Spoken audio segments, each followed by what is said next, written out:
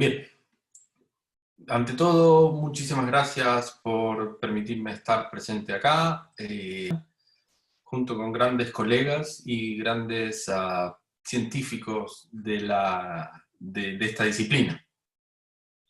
Mi nombre es Felipe Álvarez, soy osteópata de la Escuela de Osteopatía de Madrid, y quiero, presentarles hoy un tema muy interesante en cuanto a el tratamiento y las bases anatómicas del ganglio pterigopalatino, ¿bien?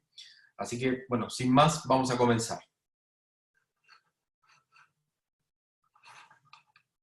Con respecto al ganglio pterigopalatino, hay que tener claro que es una estructura parasimpática, ¿sí?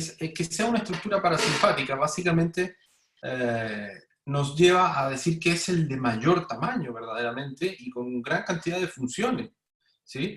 Por lo tanto, alberga muchos cuerpos celulares de neuronas postganglionares, parasimpáticas, y actúa como un conductor de neuronas simpáticas también. ¿Bien? Y ya vamos a hablar un poquito de la anatomía también. ¿Bien? Entonces, es importante que también tiene una estructura por la cual transmite sensibilidad, dada su comunicación con la rama maxilar del trigémino. Bien, fundamentalmente, y para eso vamos a hablar un poquitito también, la ubicación en la que esta tiene, que es la fosa pterigopalatina. Bien, entonces la fosa pterigopalatina va a estar ubicada dentro de la fosa pterigomaxilar, bien, en la cual vamos a dividirla entre infratemporal y pterigopalatina. Entonces la parte más interna, la parte de la fosa pterigopalatina, va a estar conformada por estructuras en las cuales va a tener una pared anterior, una pared posterior, dos laterales, una medial y una lateral, un techo y un piso, los cuales la pared anterior nos la va a delimitar el maxilar, ¿bien? En su sección posterior, ¿bien? La pared lateral la va a conformar el agujero pterigopalatino, ¿bien? En la cual, digamos, que hacen contacto una superficie del palatino con el esfenoides. Bien, la superficie o bien la pared posterior la va a estar conformando parte de las apófisis pterigoides con el cuerpo del esfenoides también. La pared lateral, o más bien el surco lateral que se va a formar, va a ser una fisura pterigomaxilar que nos va a comunicar directamente con la fosa infratemporal y todas las estructuras a las cuales rodea, y puedo mostrar también un poquitito de eso, ¿sí? Ahí, precisamente. Y el piso lo va a formar la porción más inferior de la porción vertical de el palatino, ¿bien? Y parte también del esfenoides. Por lo tanto, en esta estructura vamos a tener una de las mayores conformaciones, que va a ser la presencia del ganglio pterigopalatino, bien, justo en la fisura, va a ser la presencia de la arteria maxilar, bien, en su trayecto, y la presencia de la rama maxilar superior del trigémino. Bien, entonces estas tres estructuras nos conforman una zona para la cual osteopáticamente, vamos a hablar, es importante, bien, sobre todo por las disfunciones que nos puede dar.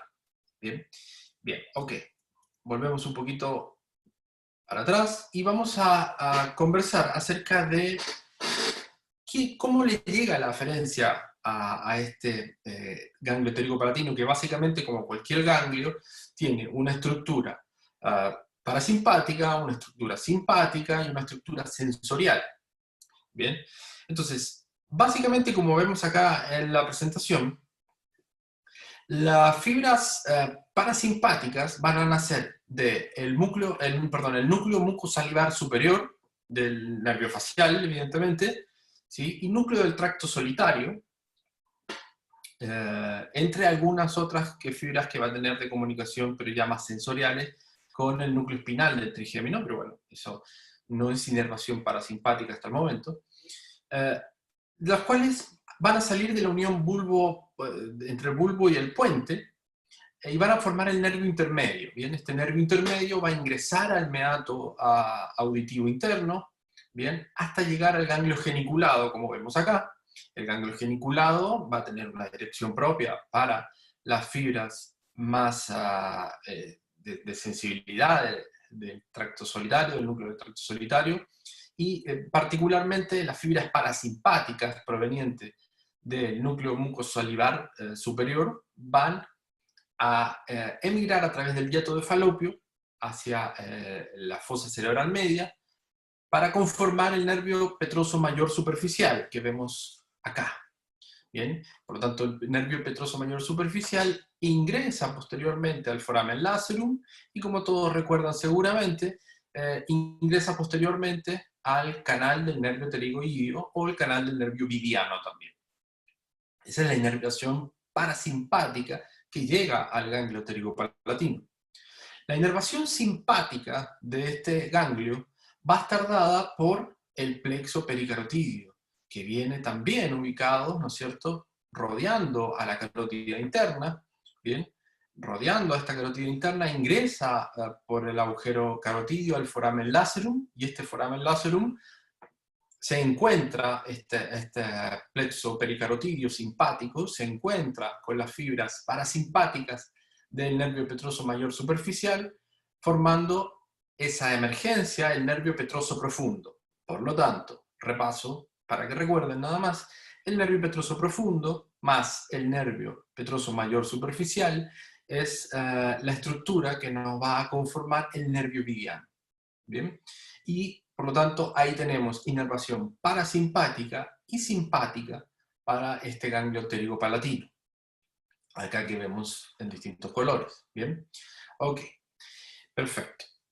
La inervación sensorial del ganglio básicamente viene dada por fibras de comunicación ganglionares que tiene el ganglio, ¿no es cierto?, hacia la raíz maxilar superior del nervio trigémino, tal como vemos acá a la raíz maxilar superior, emergiendo por el foramen redondo mayor, ¿bien? Y el ganglio generando o teniendo unas ramas de unión, ¿bien? Sensorial, que van a ser bidireccionales, porque más ratito vamos a hablar un poquitito de eso, ¿bien?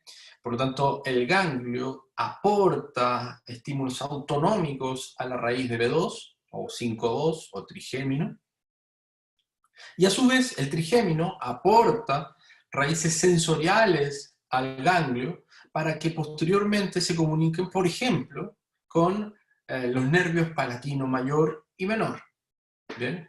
Que es la forma en la cual la raíz maxilar del trigémino, a través del ganglio, llega a la inervación de paladar duro, ¿bien? La parte posterior del paladar duro y paladar blando, ¿bien? Acuérdense, como repaso, que posteriormente vamos a hablar un poco de las eferentes, pero básicamente el nervio palatino menor lo que hace es inervar la zona más posterior del paladar duro y blando, básicamente el paladar blando, y nos va a dar una inervación también a la úvula, a la amígdala, ¿bien? Elementos retrofaringios y nasofaringios. Y que además tiene una inervación autonómica porque también transporta elementos gustativos, ¿sí? Y por lo tanto, evidentemente, van a llegar a este núcleo del tracto solitario utilizando la misma vía del nervio petroso mayor, ¿bien? Superficial, evidentemente. Ok, y por otro lado, el nervio palatino mayor tiene una inervación de la parte anterior del paladar duro, ¿bien? La mucosa oral y básicamente las encías, ¿ok? Por lo tanto, también se hace muy sensitivo o muy fácil de detectar algunas alteraciones de bruxismo, en donde los nervios periodontales, ¿bien? Son como sensores y son verdaderos captores posturales para nuestra integración, valga la redundancia, postural. ¿Bien? Ok. Por lo tanto, eso nos salimos un poquito del tema. Lo importante que quería recalcar era la inervación parasimpática que viene desde el núcleo mucosalivar superior, junto con el núcleo del tracto solitario, pasando por el ganglio geniculado, no haciendo sinapsis, bien, en el ganglio geniculado, sino que son fibras motoras, o sea, perdón, fibras autonómicas pre-sinápticas hasta el ganglio y post-sinápticas posterior al ganglio pterigopalatino, bien. Y por otro lado, la inervación simpática que viene desde el ganglio cervical superior, le hace C0, C1, C2, bien, y por ende, desde la inervación, desde el ganglio estrellado, primera costilla, C7, D1, D2, por lo tanto la integración que ocurre a nivel del asta lateral de la médula y la cadena laterovertebral simpática, ¿sí? O sea, ya comprenderán la importancia del trabajo para el ganglio de la charnela cervicotorácica, de el trabajo a nivel de la chanela cráneo-cervical, ¿bien? Y de las estructuras que nos van a conducir a la carótida, le hace los temporales, hacia niveles superiores para llegar al nervio vidiano. ¿Bien? Ok, perfecto. Espero que vayamos bien. De todas maneras, vamos a ir tratando de repetir algunas cositas. Importante entonces es que el ganglio regula funciones secromotoras, ¿sí? Y también tiene elementos de sensibilidad, ¿ya? Bien, como por ejemplo la regulación secromotora de la glándula lagrimal, en donde a través de una comunicación con el nervio maxilar inferior del trigémino, perdón, el maxilar superior del trigémino, y una rama cigomática, ¿no es cierto?, comunica la rama oftálmica del trigémino con la glándula lagrimal. Bien, por lo tanto, está controlando el ganglio pterigopalatino a través de esta inervación autonómica, a través, bien digo, de la rama el maxilar, ¿no es cierto?, el nervio maxilar del trigémino, a el control autonómico de la glándula lagrimal. Inerva la parte o da sensibilidad a las membranas mucosas de la orofaringe, como bien dije, nasofaringe, sobre todo la cavidad nasal, bien, el paladar blando, la parte del paladar duro, las amígdalas, y da también control vasomotor cerebral y meningio. O sea que básicamente es un ganglio que debemos trabajar y que está inserto en una serie de patologías, como lo son rinitis alérgica, rinitis vasomotoras, obstrucción nasal funcional, evidentemente que no estructural, bien, la sinusitis con descarga posterior, y esta descarga posterior clásica de la sinusitis, ¿no es cierto?, cuando uno traga el moco por atrás, básicamente hay que recordar que son toxinas que estamos ingiriendo. El dolor o inyección conjuntival, ¿bien? Y también está presente en muchas neuralgias. Hoy tal vez el foco de mayor investigación a nivel de PubMed y en los equipos científicos es los bloqueos nerviosos, ¿bien? O la neuromodulación del nervio, o del ganglio, perdón, pterigopalatino. Bien, está presente o es muy predominante en la neuralgia pterigopalatina, neuralgia de Sluder, bien, que es muy, muy marcada y que está dentro de las características de cefaleas autonómicas, básicamente son migrañas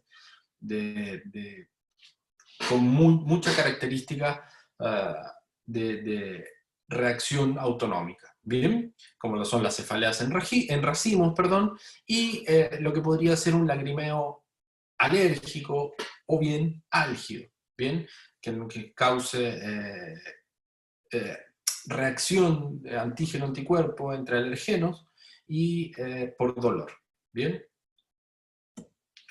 Bien, alguna demostración pequeña de la relación que podría haber entre la conjuntivitis y la rinitis alérgica. Evidentemente que varios estudios y varios trabajos de investigación han vinculado con el tiempo cada vez más al ganglio pterigopalatino a través de la inervación parasimpática con la alteración del conducto nasolagrimal, del aparato nasolagrimal. Y esto nos hace pensar entonces que en toda patología paciente que venga a vernos a consulta, en donde tengamos cuadros de rinitis, cuadros alérgicos, cuadros de sinusitis crónica, o bien patologías ya un poco más complejas, neurálgicas, esto se nos hace fundamental y es una vía que debemos tratar. Bien, bien decíamos entonces, las aferentes, ya la nombramos, describimos el canal en el cual está inserto, bien, o el espacio, la situación del ganglio, bien, tal como lo vemos acá. Por lo tanto, también quería hacer referencia a cuáles son las estructuras que van a comunicar al ganglio, básicamente con las distintas zonas a las cuales va a tener eferencias. En la zona medial, fundamentalmente, ¿bien? En donde ubicamos el agujero pterigopalatino, tenemos grandes ramas importantes. El nervio nasopalatino.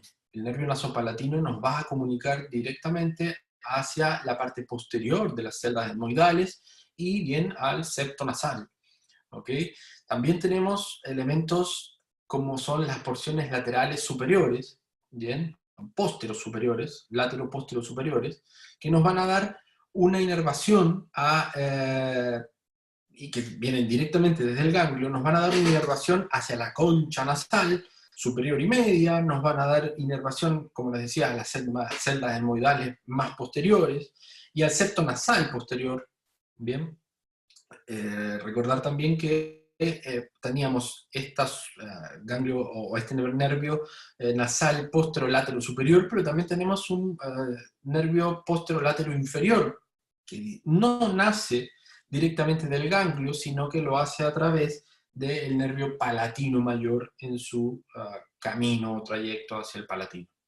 Bien, por lo tanto, fundamentalmente por la zona medial, y resumo, y repito, hacia la zona medial tenemos al nervio nasopalatino y a esta cadena de nervios, digamos, nasales posterolaterales superiores, que nos van a dar inervación hacia todo lo que son las celdas etmoidales y nos van a dar hacia el septo nasal y la zona anterior por el nasopalatino también. También va a atravesar este agujero medial, ¿no es cierto?, la arteria maxilar interna, que nos viene a dar un cambio de nombre, básicamente, hacia nasopalatina, y nos va a inervar la zona del septo nasal también. Ahí nos va a inervar, no, nos va a irrigar. ¿Bien? Ok. Eso era por medial. Por lateral, no tenemos un nervio directamente que no nos comunique, pero sí hay que recordar que nos comunique con la fosa infratemporal, es decir, todo el espacio de comunicación venoso de salida hacia esta fosa infratemporal va a estar dado por esta fisura pterigomaxilar, la cual debe atravesar, en donde se va a encontrar con el pterigoideo medial, con el pterigoideo lateral, se va a encontrar con el temporal y eventualmente con elementos articulares de la articulación temporomandibular, de la mandíbula. ¿Bien? Importantísimo, ¿bien? Porque ahí tenemos fascia interpterigoidea que nos puede dar algunos problemas importantes, ¿bien? Importantes sobre todo en el trabajo estomatognático y netamente oclusivo.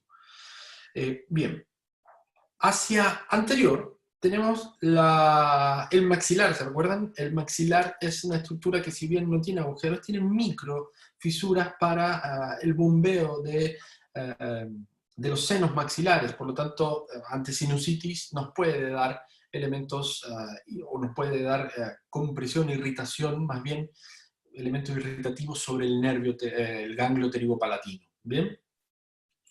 Ok. Por posterior, tenemos al menos dos agujeros que quiero destacar, que es el palato vaginal hacia posterior inferior, que nos va a comunicar directamente con la faringe a través del nervio faríngeo, ¿ok?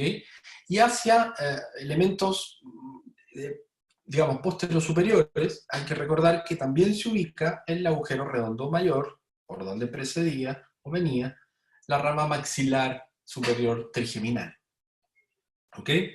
Perfecto. Por lo tanto, tenemos estructuras que son bastante importantes, al menos a destacar. Y cualquier alteración de esfenoides, porque acuérdense que la pared posterior era la pterigoides con el cuerpo de los esfenoides, nos condiciona que este espacio pueda verse irritado. Acuérdense que acá también hay elementos grasosos, de grasa, que se inflaman, ¿bien? Que generan elementos disruptivos para la fosa y pueden ocupar espacios.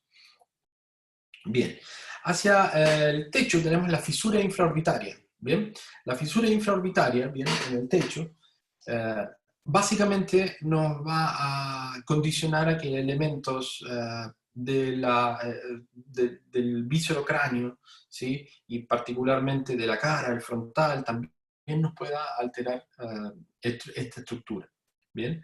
Y hay que recordar que el ganglio va a comunicarse con estas ramas, que acá no las vemos, pero está colgado el ganglio a la rama de B2, ¿bien? Nos va a comunicar también a través del nervio infraorbitario con la órbita y básicamente va con la rama cigomática hacia el lagrimal, como bien lo había dicho. ¿Bien? Y hacia el piso, es decir, recuerdo que si yo salto, el piso es parte del palatino, tenemos los nervios palatinos con el canal palatino. ¿Bien? Y este canal palatino se va a dividir en parapalatino mayor, que ya había dicho que estaba inervado a la zona más anterior del paladar, o la zona más posterior, perdón, del paladar duro, y el palatino menor, que iba a inervar la zona más anterior del paladar blando. ¿Bien? Espero que se entienda, lo pueden ver varias veces, o que se recuerden.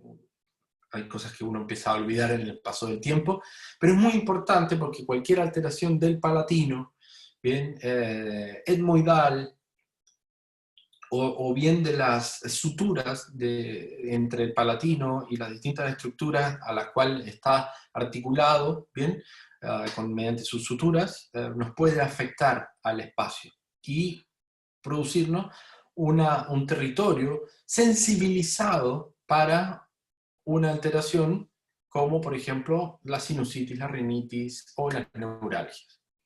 ¿Bien? Ok. Paso esta, acá podemos ver un poquito más en detalle al espacio al cual estábamos hablando. Bien.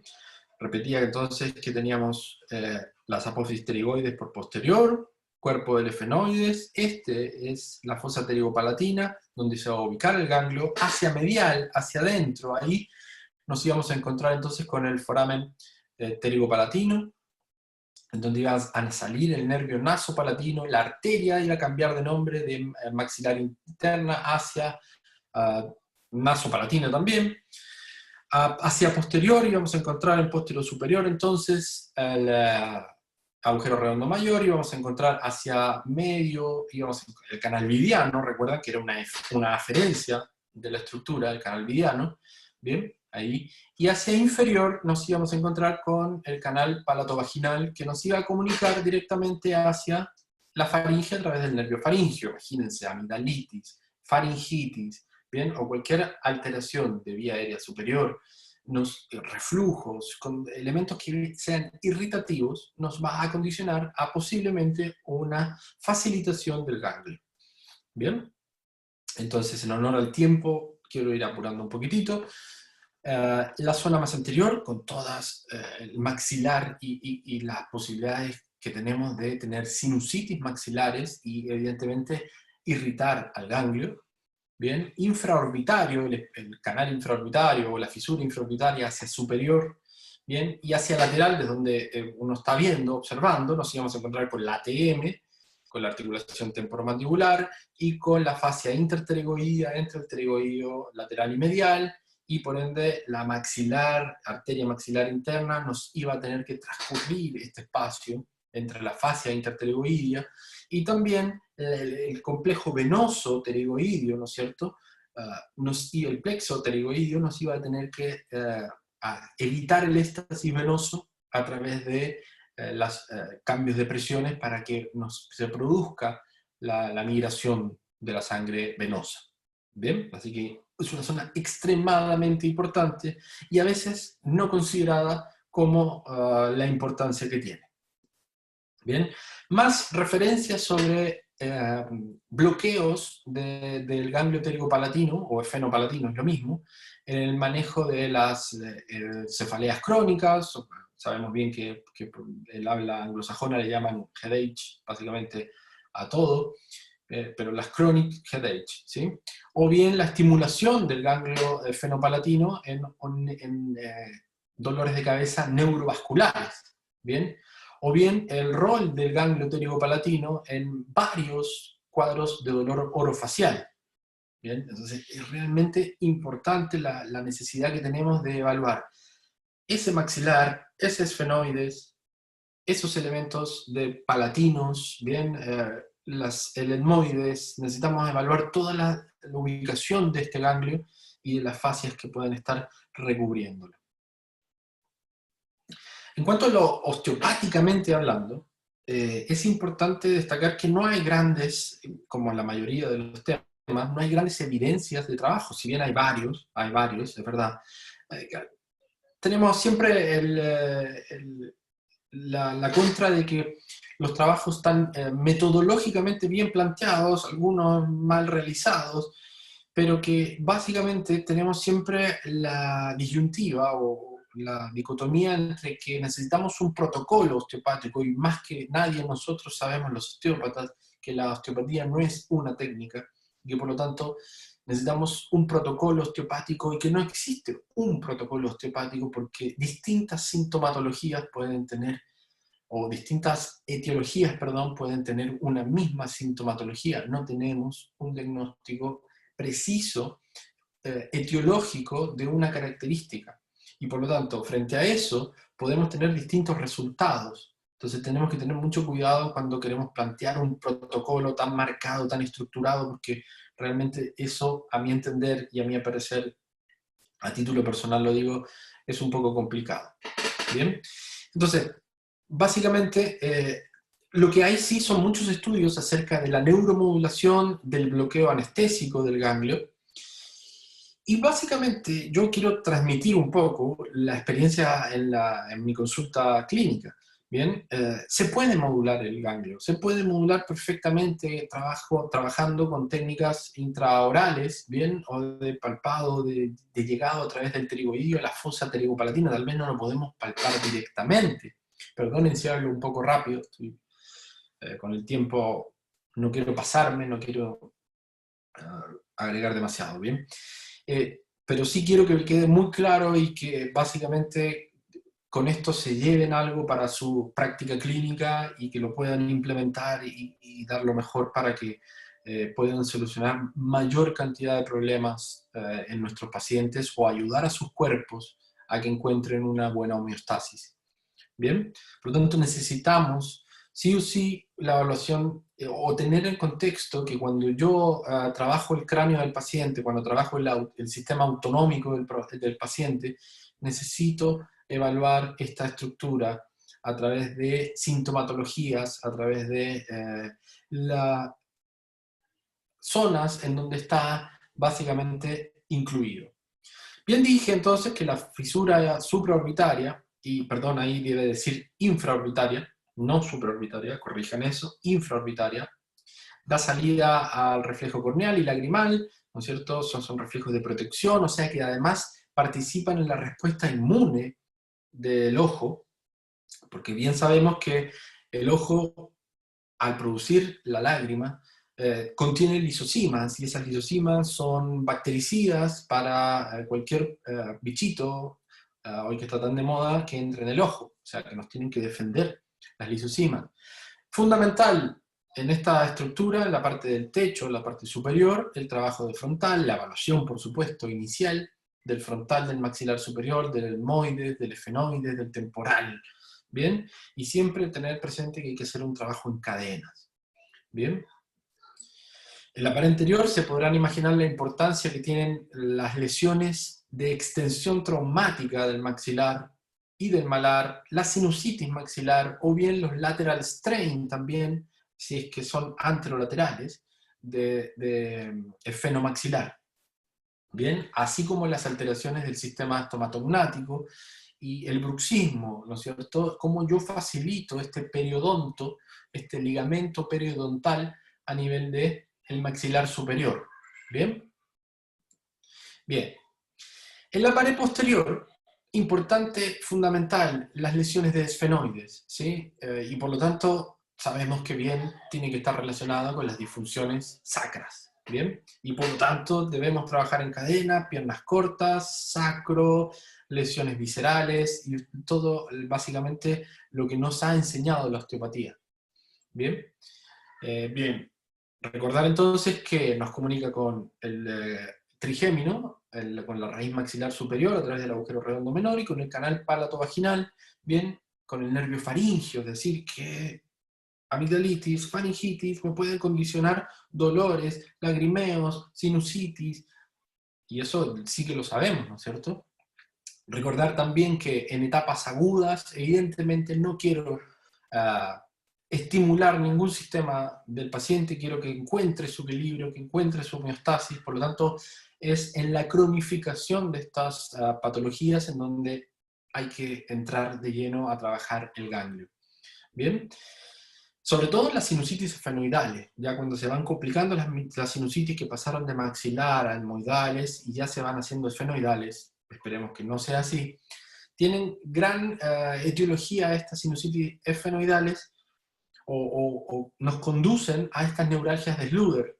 Bien, estas neuralgias de Sluder que básicamente duran 180 minutos, que son extremadamente agudas, que nos comprometen los elementos oculares o retroorbitales, ¿sí? Que nos comprometen la inervación dermatómica de B2, de la rama maxilar superior, del trigémino, que nos compromete, entonces que además lagrimea el ojo, que se tapa un agujero nasal, es decir, hay obstrucción nasal hemilateral, o sea, del mismo lado de donde tenemos la inyección conjuntival, donde tenemos lagrimeo, ¿bien? Eso es una neuralgia, un dolor de cabeza muy, muy grande, digamos, hemicraneana, ¿bien?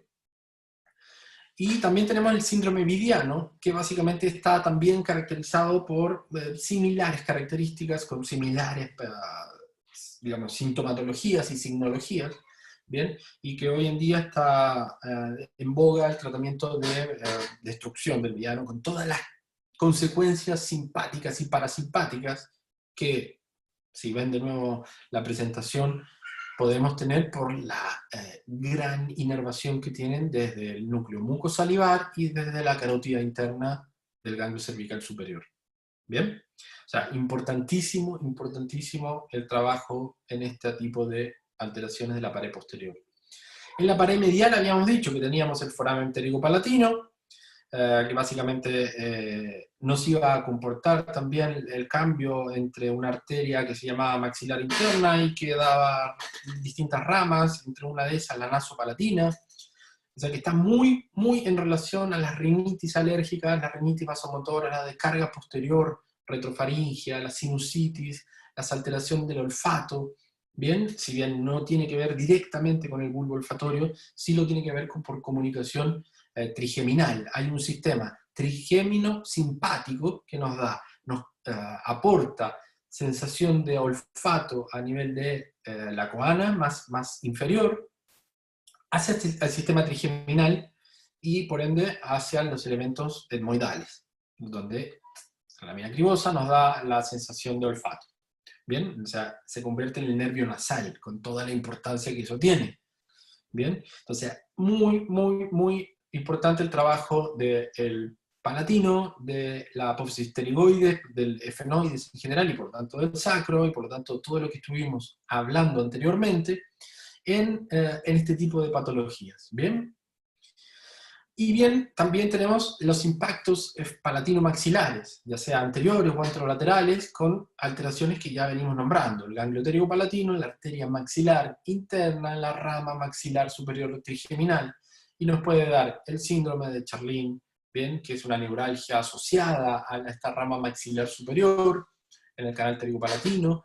El dolor vascular, que es otro de los mundos que hay que evaluar, si es que el dolor no proviene de la maxilar interna, bien, con dolor hacia la nasopalatina o nasal, y con dolor a nivel de la fosa nasal, con epistaxis, bien, o bien un síndrome nasal, digamos un síndrome de congestivo nasal completo, con rinitis, sinusitis, no agudas, repito, pacientes febriles, no hay que tener bien claro esas banderas rojas, esas contraindicaciones al tratamiento, pero sí en pacientes posteriormente al cuadro más agudo o en sinusitis, sobre todo que sean recidivantes, ¿bien? Que vuelvan a ocurrir y a ocurrir, como son la mayoría de ellos, básicamente. Bien. También hay investigaciones sobre el pasaje orbital de los eferentes del ganglio pterigopalatino hacia los senos paranasales, o sea, repito, en esta necesidad del trabajo para la mucosa nasal del ganglio pterigopalatino y sus estructuras que lo circundan. ¿Bien? En la pared lateral ya habíamos dicho toda la comunicación, que es otro mundo, con la articulación temporomandibular, con la arteria maxilar interna, con la fascia interpterygoidea, ¿bien? Entonces, fundamental el trabajo del sistema estomatognático, el trabajo en concomitancia con el odontólogo, si quieren trabajar la oclusión, digamos, como grupo de fisioterapia, con el reeducador, digamos, el osteópata y el odontólogo, ¿bien? Es muy importante. ¿Bien? Entonces la pared lateral, todo lo que tenga que ver con la TM, con la fascia pterigoidea, con la maxilar interna, que viene desde el agujero retrocondilo de Kubara, acuérdense. O sea, es realmente importante el trabajo facial hacia el exterior, hacia afuera, hacia el lateral. Y el piso, que habíamos hablado, digamos, recuerden que estaba vinculado con el palatino, en la parte más vertical hacia la parte o la zona horizontal del palatino, hacia el canal palatino, ¿bien? En donde nos daban dos ramas, por anterior el palatino mayor, por posterior el palatino menor. Repito una vez más, el palatino mayor estaba encargado básicamente de la inervación posterior del palatino óseo, es decir, del palatino duro, del paladar duro, ¿bien? Básicamente nos iba a dar inervación también a la encía, a la mucosa, ¿bien? Y el nervio palatino menor, que además tenía una función autonómica, recuerden, nos iba a inervar la parte anterior del paladar blando, la úvula y la amígdala, ¿bien? Amígdala como elemento inmunológico, digamos. Entonces, las disfunciones de palatino son fundamentales y en esta cadena necesaria de trabajar esfenoides, etmoides, Bomer, palatino. ¿Recuerdan? Fundamental el trabajo y por lo tanto desde sacro. O bien, por lesiones traumáticas, podrían ser eventualmente específicas de esa zona y no seguir la biomecánica. Bien, sobre todo lo que son el lateral strain traumático maxilar, y esto nos puede dar distintos tipos de alteraciones, como del sistema estomatognático o bien alteraciones del gusto, taste. ¿Sí? Recordar también que básicamente al realizar esta técnica, o les puedo transmitir mi experiencia clínica, es que el paciente tiene una sensación metálica en la boca. Bien, cambia la sensación, muchas veces refiere a un cambio inmediato en el bloqueo, ¿no es cierto?, de la fosa nasal, está obstruida y se abre inmediatamente, a veces lagrimea un poco, pero siente más despejado, o sea, esos son los efectos autonómicos inmediatos de la técnica. Evidentemente que lo que nosotros queremos hacer es un trabajo a mediano plazo de potenciación. Pero para que veamos lo importante y lo no tan imposible de llegar a la zona. Es factible llegar a la zona. ¿Bien? Entonces, fundamentalmente, y tal vez donde son más agudos los pacientes, es en estas neuralgias trigeminales autonómicas, en donde el ganglio se comporta verdaderamente como un pinchazo ahí mismo. ¿Bien? Con un problema básicamente de desregulación. Hoy en día se están poniendo dispositivos a nivel ganglionar en la fosa pterigopalatina para dar una estimulación constante al ganglio pterigopalatino, dando un efecto modulatorio. Hay otros estudios que vinculan trabajos con neuromodulación percutánea, hay trabajos que vinculan con acupuntura, y yo les digo, no hace falta, y menos hace falta la implantación de un electrodo, si es que no se ha intentado primeramente el trabajo manual, osteopático, en cadenas, integrativo. ¿Bien? Pero necesitamos estudios para poder demostrar eso y dejarlo plasmado dentro de un contexto científico como lo necesitamos. Y hay una manera de trabajar eso. Técnicas preferentes para los que ya conocen un poco más de esto. Extensión traumática del maxilar es una muy buena técnica si es que evaluando encontramos una lesión de extensión traumática. técnicas de Jones, es una técnica muy utilizada para la fosa pterigomaxilar, ¿sí? En donde sobrepaso la barrera después de un tiempo que me impone el pterygoideo lateral y los dolores que produce, y posteriormente puedo llegar a la fosa.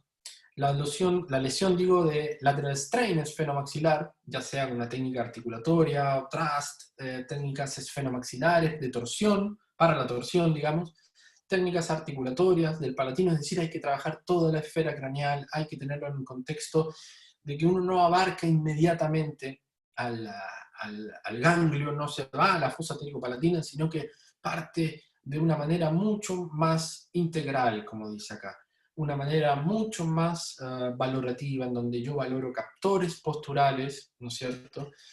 Las cadenas lesionales que están involucradas, debemos liberar todo cráneo, previamente haber hecho un trabajo de la chanela cráneo-cervical, y haber hecho un trabajo autonómico o unas técnicas autonómicas, digamos, si es que hay disfunciones, y eso abarca el sistema simpático y ganglios digamos, cervicales, y el parasimpático que estuvimos conversando.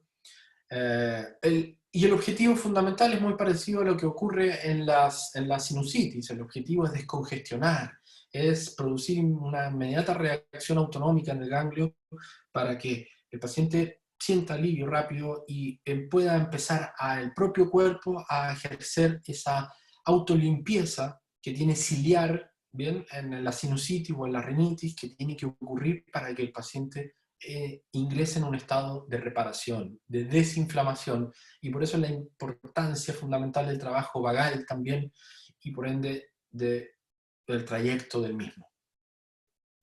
Siempre con un objetivo inmunológico, que es desinflamar y por lo tanto bajar los precursores inflamatorios. Y por eso es cada vez más importante el trabajo esplácnico, hepático, de timo, y siempre, siempre lo que siempre decimos en las charlas y en los congresos, dentro de un aspecto biopsicosocial, dentro de un aspecto, sabemos que sobre todo hoy en día estamos muy sometidos a un estrés muy grande, y en cambios nutritivos en donde no estamos a la altura del cuerpo y básicamente nos nutrimos de una manera inadecuada, donde el ejercicio cuesta cada vez más hacerlo por falta de tiempo o bien porque no da ganas y hay cosas más entretenidas, excesivas cantidades de Netflix, y evidentemente que en donde hay una alteración ya más marcada es en los pacientes con hábito tabáquico, con tabaquismo, en donde el mismo cuadro inflamatorio se lo generan por el humo y en donde mismas veces el ganglio responde de una manera poco adecuada. Bien, ahí les dejo mi Instagram, les agradezco una vez más la oportunidad de haber estado con ustedes y nos vemos. Gracias.